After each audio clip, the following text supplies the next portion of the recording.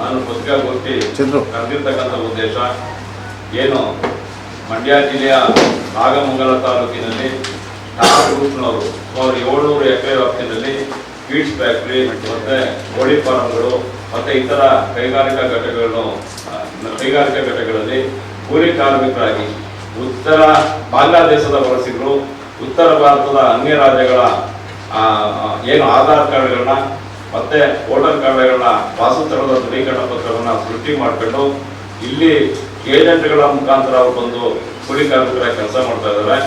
ಈ ಬಗ್ಗೆ ನಾನು ಚುನಾವಣಾ ಆಯೋಗಕ್ಕೆ ಮತ್ತೆ ಮುಖ್ಯ ಕಾರ್ಯದರ್ಶಿಗೆ ಮತ್ತೆ ಮಂಡ್ಯ ಜಿಲ್ಲಾಧಿಕಾರಿಗಳಿಗೆ ಡಿಜಿ ಅಂಡ್ ಐಜಿ ಇವರೆಲ್ಲರೂ ಕೂಡ ಮಂಡ್ಯ SPDC ಅವರಿಗೆ ದೂರನ್ನ ದಾಖಲು ಮಾಡಿದ್ದೆ. ದೂರು ದಾಖಲು ಮಾಡಿದಂಥ ಸಂದರ್ಭದಲ್ಲಿ ಮಂಡ್ಯ ಏನು ನಾನು ದೂರು ಕೊಟ್ಟಂಥ ಸಂದರ್ಭದಲ್ಲಿ ಮಂಡ್ಯ SP ಆಫೀಸ್ಗೆ ನಾನು 12 1 ಗಂಟೆ ಅಂತರದಲ್ಲಿ ನಾನು ದೂರನ್ನು ಕೊಟ್ಟಿರುವಂಥದ್ದು. SP ಅವರು ಅದೇ ದಿನ ಏನು ಒಂದು ಪ್ರೆಸ್ ನೋಟ್ನ ರಿಲೀಸ್ ಮಾಡಿದ್ದಾರೆ. ರಿಲೀಸ್ ಮಾಡಿದಂಥ ಸಂದರ್ಭದಲ್ಲಿ ಅಲ್ಲಿ ಏನು ಸ್ಟಾರ್ ಕಂಪನಿ ಏನಿದೆ ಅಲ್ಲಿ ನಾವು ನಾಮಲಟ್ಟಿಗಳನ್ನು ವಿಚಾರಣೆಗೆ ಹಾಕಿದ್ವಿ. ಅವರು ವಿಚಾರಣೆಯನ್ನು ಮಾಡಿ ಒಂದು ವರದಿಯನ್ನು ಕೊಟ್ಟಿದ್ದಾರೆ. ಅದರಲ್ಲಿ ಪಶ್ಚಿಮ ಬಂಗಾಳ 81, ಉತ್ತರ ಪ್ರದೇಶ 2, ಬಿಹಾರ 90, ಅಸ್ಸಾಂ 9, ಒರಿಸ್ಸಾ 24, ಮಧ್ಯಪ್ರದೇಶ 2, ಛತ್ತೀಸ್ಗಢ 9 ರಾಜ್ಯಗಳಿಂದ ಬಂದಿರುವ ಕೂಲಿ ಕಾರ್ಮಿಕರು ಕೂಲಿ ಕೆಲಸ ಮಾಡ್ಕೊಂಡಿದ್ದಾರೆ ಅಂತ ಹೇಳಿದ್ದಾರೆ. ಆದ್ರೆ ಇಲ್ಲಿ ಇವರು ಬರೀ ಆಧಾರ್ ಕಾರ್ಡ್ ಅನ್ನ ಮಾತ್ರ ಪರಿಶೀಲನೆ ಮಾಡಿದ್ದಾರೆ. ಅವರ ಮೂಲ ದಾಖಲಾತಿಗಳು ಏನು ಅವರು ಸಾಲ ಜನನ ಪ್ರಮಾಣ ಪತ್ರ ಮತ್ತೆ ಸಾಲ ದಾಖಲಾತಿಗಳು ಏನು ಅವರು ಮಾಸ್ ಕಾರ್ಡು ಅದು ಇದನ್ನು ಪರಿಶೀಲನೆ ಮಾಡಬೇಕಿತ್ತು. ಮತ್ತೆ ಸ್ವಂತ ಸ್ಥಳದ ಬಗ್ಗೆ ಪರಿಶೀಲನೆ ಮಾಡಬೇಕಾಗಿತ್ತು. ಇವರು ಅದನ್ನ ಯಾವುದೂ ಮಾಡಿಲ್ಲ. ಈಗಾಗಲೇ ಬೆಂಗಳೂರು ಮತ್ತು ಮಂಗಳೂರಿನಲ್ಲಿ ಅಲ್ಲಿರ್ತಕ್ಕಂಥ ಪೊಲೀಸರು ಬಾಂಗ್ಲಾದೇಶದ ವಲಸಿಗರನ್ನ ಬಂಧಿಸಿ ಆ ದೇಶಕ್ಕೆ ವಾಪಸ್ ಕಳಿಸ್ತಾ ಇದ್ದಾರೆ. ಈ ಬಗ್ಗೆ ಏಜೆಂಟ್ಗಳು ಯಾರಿದ್ರು ಅವ್ರ ಮೇಲೆ ಕೂಡ ಕೇಸ್ನ ಮಾಡಿದ್ದಾರೆ. ಇಲ್ಲಿ ಈ ಕೆಲಸನ ಮಂಡ್ಯ ಜಿಲ್ಲಾ ಪೊಲೀಸ್ ಇಲಾಖೆಯವರು ಮಾಡಿಲ್ಲ. ಇವರು ಏನು ಸ್ಟಾರ್ ಗ್ರೂಪ್ ಇದೆ ಅಲ್ಲಿ ಏನು ಕೈಗಾರಿಕೆ 700 ಎಕರೆ ವ್ಯಾಪ್ತಿನಲ್ಲಿ ಕೈಗಾರಿಕೆ ಹರಡ್ಕೊಂಡಿದೆ. ಇವರು ಪೊಲೀಸ್ ಅಧಿಕಾರಿಗಳು ಅಲ್ಲಿ ಹೋಗಿದ್ದಾರೆ. ಅವ್ರ ಗೇಟ್ ಒಳಗೆ ಇವನ್ನ ಬಿಟ್ಕೊಟ್ಟಿಲ್ಲ. ಯಾವ ಮಟ್ಟದಲ್ಲಿದೆ ನಾಮಂಗಲ ಪೊಲೀಸ್ ವ್ಯವಸ್ಥೆ ಅಂತ ಹೇಳಿದ್ರೆ ಇವ್ರ ಗೇಟ್ ಒಳಗಡೆ ಹೋಗ್ಲಿಕ್ಕಾಗಿಲ್ಲ. ಇವ್ರು ಯಾವ ರೀತಿ ವಿಚಾರಣೆ ಮಾಡಿದ್ದಾರೆ ಇದನ್ನ ಚೆಲುವರಾಯಸ್ವಾಮಿಗೆ ಹಾಕಿದ್ರು. ಈ ತರ ದೂರ ಬಂದಿದ್ದ ಪತ್ರಿಕೆಗಳು ಕೊಟ್ಟಿದ್ದಾರೆ ಅಂತ ಹೇಳಿ ಚೆಲುವರಾಯಸ್ವಾಮಿ ಹೇಳಿದ್ದಾರೆ ಅನ್ಸುತ್ತೆ SP ಅವ್ರಿಗೆ. ಯಾರು ಬಾಂಗ್ಲಾದೇಶದ ವಾಸಿಗಳಲ್ಲಿ ಇಲ್ಲ ಅಂತ ಹೇಳಿ ಕೊಟ್ಬಿಡಿ ನೀವು ಒಂದು ಹೇಳಿಕೆ ಅಂತ ಹೇಳಿದ್ರೆ ಕೊಟ್ಟಿದ್ದಾರೆ.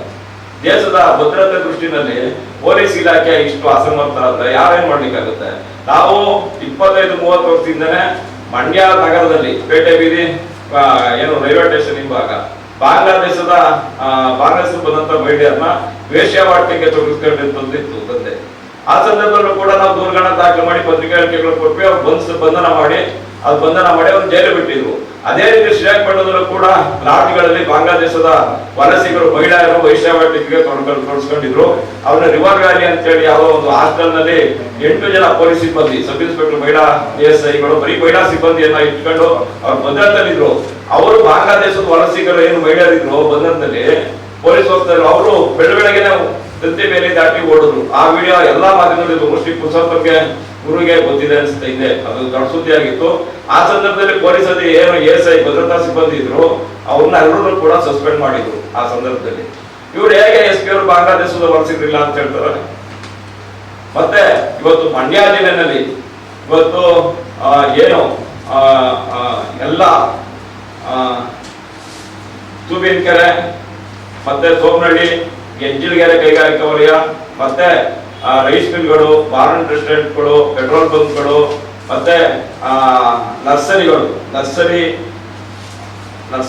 ಸೇರಿದಂತೆ ಎಷ್ಟು ಎಲ್ಲೆಲ್ಲಿ ಕೈಗಾರಿಕೆಗಳಿದೆ ಅಲ್ಲೆಲ್ಲವೂ ಕೂಡ ಉತ್ತರ ಭಾರತದ ಅನ್ಯ ರಾಜ್ಯಗಳ ಆಧಾರ್ ಕಾರ್ಡ್ಗಳು ಮತ್ತೆ ವೋಟರ್ ಕಾರ್ಡ್ಗಳನ್ನ ಸೃಷ್ಟಿ ಮಾಡ್ಕೊಂಡು ಬಾಂಗ್ಲಾದೇಶದ ವಲಸಿಗರು ಹೋಗಿದ್ದಾರೆ.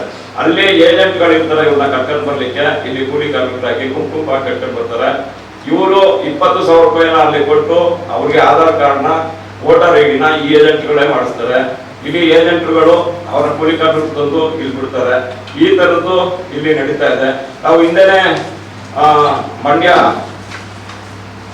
ಮಂಡ್ಯದ್ದು ಆಧಾರ್ ಕಾರ್ಡ್ ಪಂಚಾಧೀನ ಅರ್ಜಣಿ ಅಂತ ಹೇಳಿ 1938 ಇಸ್ವಿನಲ್ಲೇ ಮಂಡ್ಯ DC ಆಫೀಸ್ಗೆ ಭೂಮಿ ಸ್ವಾಧೀನ ಆಗಿದ್ದು.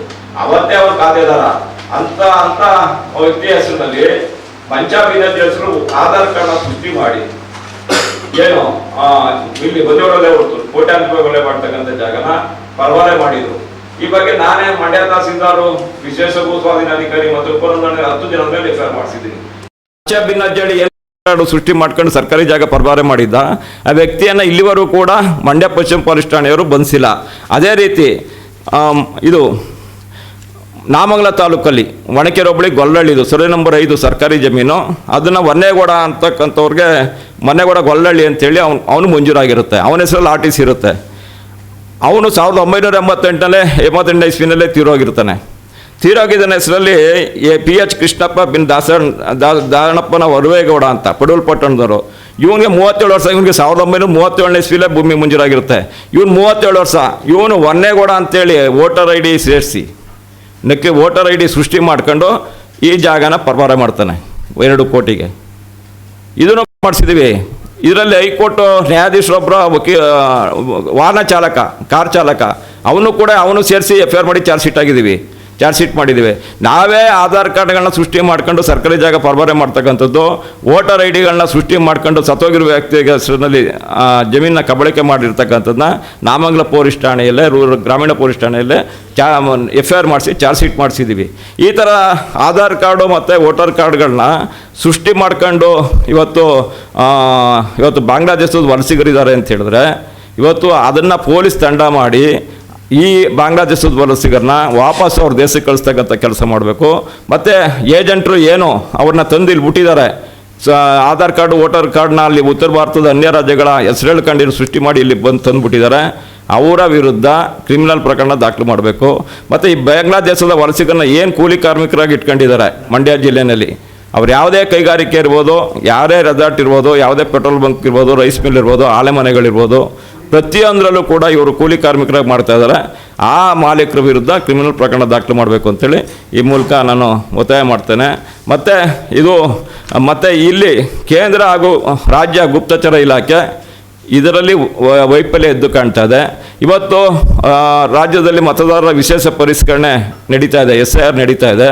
ಈ ಬಗ್ಗೆ ನಾನು ಈಗಾಗಲೇ ಚುನಾವಣಾ ಆಯುಕ್ತರಿಗೆ ಮತ್ತು ಮುಖ್ಯ ಕಾರ್ಯದರ್ಶಿಗಳಿಗೆ, ಮುಖ್ಯ ಚುನಾವಣಾಧಿಕಾರಿಗಳಿಗೆ ಮತ್ತು ಗೃಹ ಇಲಾಖೆಯ ಅಪರ ಮುಖ್ಯ ಕಾರ್ಯದರ್ಶಿಗಳಿಗೆ, DG ಆ್ಯಂಡ್ IG ಅವರಿಗೆ ಮತ್ತು DC ಅವ್ರಿಗೂ ಕೂಡ ಇವತ್ತು ನಾನು ದೂರನ್ನ ಸಲ್ಲಿಕೆ ಮಾಡ್ತಾಯಿದ್ದೀನಿ.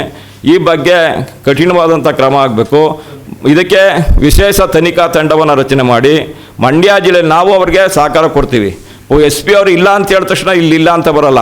ಮಂಡ್ಯ ಜಿಲ್ಲಾ ಬಂದಿಖಾನೆ ರೈಡ್ ಮಾಡಿದ್ದಾರೆ, 109 ಜನ ಸಿಬ್ಬಂದಿ ಹೋಗಿ ರೈಡ್ ಮಾಡಿದ್ದಾರೆ. ನಿಮಗೂ ಮಾಹಿತಿ ಕೊಡ್ತಾರೆ.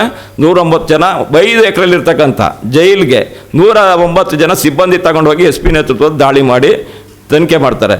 ಇವ್ರು ಏನು ಇಲ್ದಾನೆ 700 ಎಕರೆ ಒಬ್ಬಂದು ಬಾಕಿ ಕಡೆ ಅವರೇ ಹೇಳಿದ್ದಾರೆ, ಏನೋ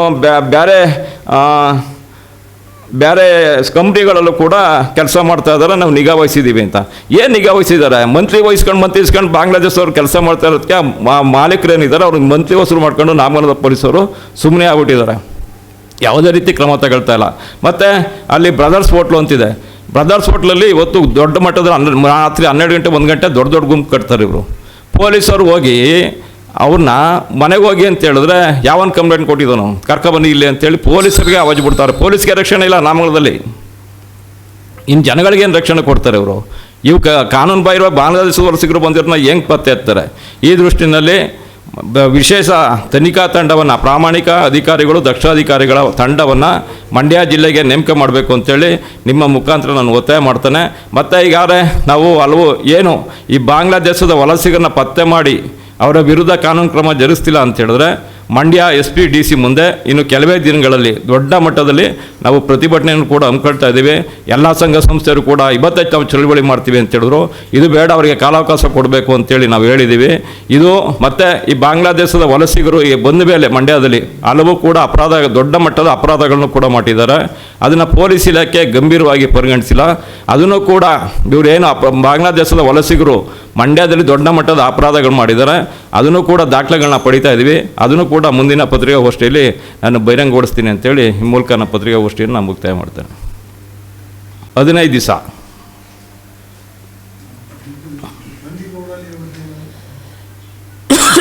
ಅದು ಬಂದಿವಾಡಲ್ಲೇ ಒಟ್ಟು ನಗರಸಭೆ ಜಾಗ, ಹರಿಪ್ರಿಯ ಇದ್ರ ಕಾಪಿ ಡೇ ಪಕ್ಕದ್ದು ಅದು ಮಂಚಾಬಿನ್ ಅಜ್ಜಳ್ಳಿ ಹೆಸರಿನಲ್ಲಿ ಆರ್ ಟಿ ಸಿ ಇರುತ್ತೆ. ಇದು ಭೂಮಿ ಸ್ವಾಧೀನ ಆದಮೇಲೆ ಆರ್ ಟಿ ಸಿ ರದ್ದಾಗಬೇಕು. ಇವರು ಆರ್ ಟಿ ಸಿನ ರದ್ದುಪಡಿಸಿಲ್ಲ.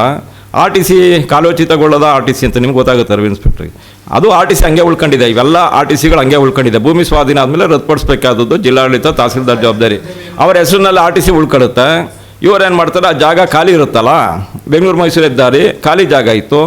ಮಂಚಾಬಿನ್ ಅಜ್ಜಳ್ಳಿ ಹೆಸರಿನಲ್ಲಿ ಆರ್ ಟಿ ಸಿ ಏನಿತ್ತು, ಇವರು ಆಧಾರ್ ಕಾರ್ಡ್ನ ಸೃಷ್ಟಿ ಮಾಡಿದ್ರು. ಅದನ್ನು ಕ್ರಯನ ಇನ್ನೊಬ್ರಿಗೆ ಮಾರ್ದಂಗೆ ಮಾಡಿದ್ರು. ಅದು 4 ಕೋಟಿ ಬೆಲೆ ಬಾಳುವಂಥದ್ದು.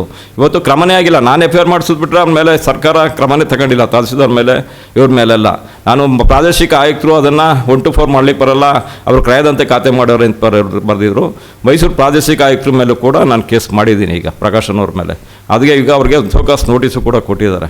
ಇಲ್ಲೆಲ್ಲ ಅದೇ ರೀತಿ ನಡೀತಾ ಇರೋದು. ಆ ವೋಟರ್ ಕಾರ್ಡ್ ಆಧಾರ್ ಕಾರ್ಡ್ಗಳನ್ನ ಸೃಷ್ಟಿ ಮಾಡಿರುವಾಗ ನಾವೇ ಕೇಸ್ ಮಾಡಿದ್ಮೇಲೆ ಇವರು ಈ ಆಧಾರ್ ಕಾರ್ಡ್ಗಳನ್ನ ನೋಡ್ಕೊಂಡು ಅವರು ಅನ್ಯ ರಾಜ್ಯದವರು ಅಂತೇಳಿ ಹೇಗೆ ಎಸ್ ಪಿ ಅವರು ಹೇಳಿಕೆ ಕೊಡ್ತಾರೆ? ಇದು ಕಾನೂನು ಬಾಹಿರ. ಇವರು ಸರಿಯಾಗಿ ಕೆಲಸ ಮಾಡ್ತಕ್ಕಂಥ ಕೆಲಸ ಆಗಬೇಕು. ಮತ್ತು ಛೋಟಾ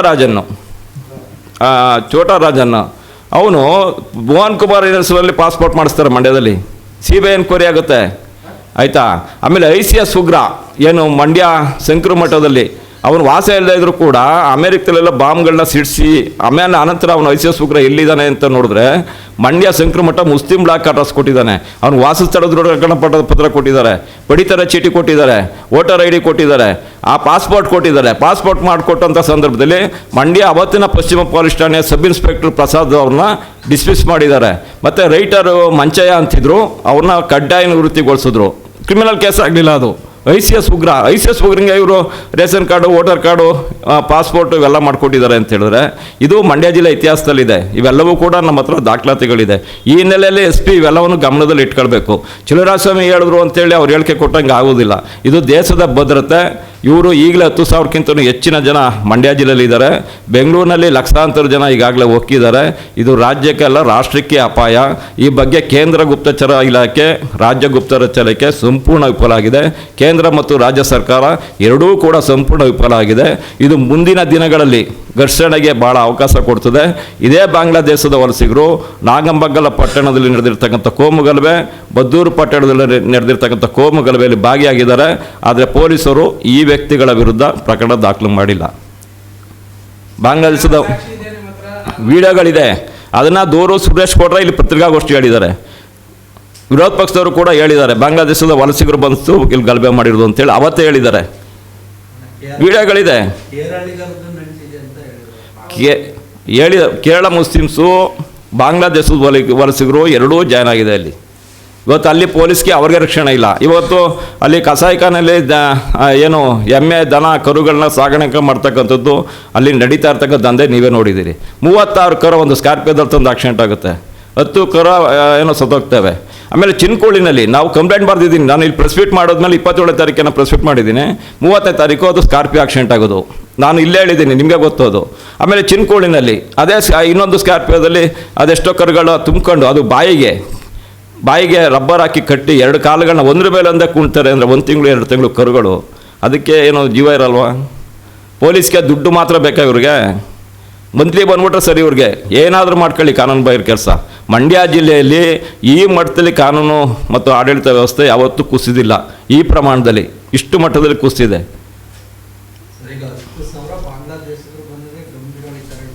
ಹೌದು, ಕೆಲಸ ಮಾಡ್ತಾ ಇದ್ದಾರಲ್ಲ ಇವರೇ ಕೊಟ್ಟಿದ್ದಲ್ಲ. ಈಗ SP ಕೊಟ್ಟಿರೋದ ಸಾಕಲ್ಲ ಪ್ರೂಫು. ಇವ್ರು ಈಗ ಎಷ್ಟೋ ಜನ ಅಂತ ಕೊಟ್ಟಿದ್ದಾರೆ ಹೇಳಿಕೆನಲ್ಲಿ. ನೀವು ಇಷ್ಟು ಜನದ್ದೇ ನೀವು ಮೂಲ ಸಾಲ ದಾಖಲಾತಿ, ಜನನ ಪ್ರಮಾಣ ಪತ್ರ, ಸ್ವಂತ ಸ್ಥಳದ ಬಗ್ಗೆ ತನಿಖೆ ಮಾಡಿ. ಇದರಲ್ಲಿ ಒಬ್ಬರು ಕೂಡ ಉತ್ತರ ಭಾರತದವರಿಲ್ಲ. ಇಷ್ಟು ಜನವು ಕೂಡ ಬಾಂಗ್ಲಾದೇಶದ ವಲಸಿಗರೆ. ಮೂಲ ಚೆಕ್ ಮಾಡಿ. ಬೆಂಗಳೂರಿನಲ್ಲಿ ಚೆಕ್ ಮಾಡಿದ್ದಾರೆ ಪೊಲೀಸರು, ಪತ್ತೆ ಮಾಡಿದ್ದಾರೆ. ಕೋಗಿಲೆ ಅಂತಾರೆ. ಕೋಗಿಲ ಯಾವುದು ಅಲ್ಲೇ ಸಿಕ್ಕಲಿಲ್ವಾ? ದಕ್ಷಿಣ ಕನ್ನಡ ಜಿಲ್ಲೆ ಸುಧೀರ್ ಕುಮಾರ್ ರೆಡ್ಡಿ ಅವರ ಹಿಡಿದು ಬಂದಿಲ್ವಾ? ಅವ್ರ ಮೂಲ ದಾಖಲಾತಿ, ಅವ್ರ ಆಧಾರ್ ಕಾರ್ಡ್ ಇದೆ, ವೋಟರ್ ಕಾರ್ಡ್ ಇದೆ ಉತ್ತರ ಭಾರತದ್ದು. ಮೂಲ ದಾಖಲಾತಿ ಅವರು ಚೆಕ್ ಮಾಡಿದಂಥ ಸಂದರ್ಭದಲ್ಲಿ ಜನನ ಪ್ರಮಾಣ ಪತ್ರ, ಸಾಲ ದಾಖಲಾತಿ ಮತ್ತು ಸ್ವಂತ ಸ್ಥಳದ ಬಗ್ಗೆ ಚೆಕ್ ಮಾಡಿದ ಸಂದರ್ಭದಲ್ಲಿ ಬಾಂಗ್ಲಾದೇಶದ ವಲಸಿಗರು ಅಂತ ಗೊತ್ತಾಗಿದೆ. ಆಮೇಲೆ ಬಂಧನ ಮಾಡಿದ್ದಾರೆ. ಇವ್ರು ಬರೀ ಆಧಾರ್ ಕಾರ್ಡ್ ನೋಡ್ಕೊಂಡು ಕೂತ್ಕೊಬಿಟ್ರೆ SIRನಲ್ಲಿ ಬರೀ ನಮ್ಮ ರಾಜ್ಯದ ಮಾತ್ರ ಮಾಡ್ತಾಯಿದ್ದಾರೆ. ನಾನು ವಿಚಾರಿಸ್ತೆ ಅದನ್ನು. ಈಗ ಈ ನಮ್ಮ ರಾಜ್ಯದ ಮಾತ್ರ ಒಳಗಡೆ ಮಾಡ್ತಾರಂತೆ. ನಾನು ಚುನಾವಣಾ ತಹಸೀಲ್ದಾರನ್ನ ಭೇಟಿಯಾಗಿ ಕೇಳಿದೆ ಇದನ್ನು. ಅವರು ನಮ್ಮ ರಾಜ್ಯದ ಒಳಗಡೆ ಮಾತ್ರ ಅಂತ. ಯಾಕೆ ಅಂತ ಹೇಳಿದ್ರೆ ನಾನು ನೆಕ್ಸ್ಟ್ ಪತ್ರಿಕಾಗೋಷ್ಠಿಯಲ್ಲಿ ಅದನ್ನು ಹೇಳಬೇಕು ಅಂದ್ಕೊಂಡಿದ್ದೆ. ಈಗ ಮಂಡ್ಯ ಜಿಲ್ಲಾ ಆಸ್ಪತ್ರೆ ತಮಿಳ್ ಕಾಲೋನಿ ಇದೆ, 576 ಜನ ಇದ್ದಾರೆ. ತಮಿಳ್ ಕಾಲೋನಿ ರಿಪೋರ್ಟ್ ರೆಡಿ ಇದೆ. ಸ್ತಂಭ ಬೋರ್ಡ್ ಅವರು ಎಲ್ಲ ನಾನು ರಿಪೋರ್ಟ್ ಮೊನ್ನೆ ಸಿಗುತ್ತೆ ಅಂದ್ಕೊಂಡೆ. ಏನು 576 ಇದೆ, ಸರ್ವೆನಲ್ಲಿ 518 ಇದ್ದಾರೆ, ಪ್ಲಸ್ 5 ಸೇರಿಸಿದ್ದಾರೆ. ಈ ತಮಿಳ್ನಾಡವರು ಏನು ಇಲ್ಲಿದ್ದಾರೆ ಜಿಲ್ಲಾಸ್ಪತ್ರೆ ಜಾಗದಲ್ಲಿ, ಅವ್ರ voter I D, Aadhaar card, ration card ಇಲ್ಲೂ ಇದೆ. ಅಲ್ಲಿ ಒಂದು ನಿಮಿಷ, ಅದು ಬರಿತಾ ಇದ್ದೀನಿ, ಅದು ಔಟ್ ಆಫ್ ಸ್ಟೇಟ್ ಬರಲ್ವಂತೆ, ನಾವು ಬರೆದ್ರೆ ಎನ್ಕ್ವೈರಿ ಮಾಡ್ಬೋದು ಅಷ್ಟೇ.